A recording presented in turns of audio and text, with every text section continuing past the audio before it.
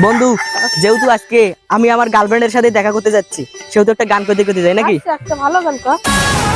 ধত্তেরি কি আব্বা পড়লো না, 7 লাখ টাকা দিয়ে হুন্ডো কিনে দিল না। এই ধত্তেরি কি আব্বা পড়লো না, 7 লাখ টাকা দিয়ে হুন্ডো কিনে দিল না। চিন্তা আমি করছি নু বেড়ি সোল পড়ামু, তাই তো আবার কাছ থেকে হুন্ডো কিনে চাষিনু। রিনা মিনা টিনা সাদিয়ারা হুন্ডার পিছে বসে শুধু উকি দিল নেই। ধত্তেরি কি আব্বা পড়লো না, 7 লাখ টাকা দিয়ে হুন্ডো কিনে দিল না।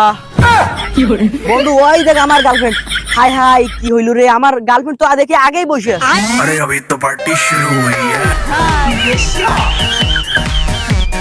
হাই, তুই একটু যা, আমি এখন আমার গার্লফ্রেন্ডের সাথে করি করি মানে গল্প।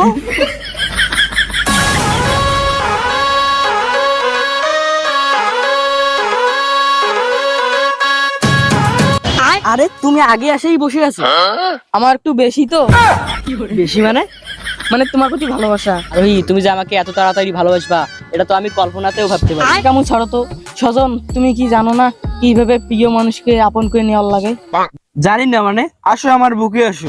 ধুরু, ভালোবাসার কথা রাখো। এখন পর্যন্ত একটা গোলাপ দিয়ে প্রপোজ করলা না।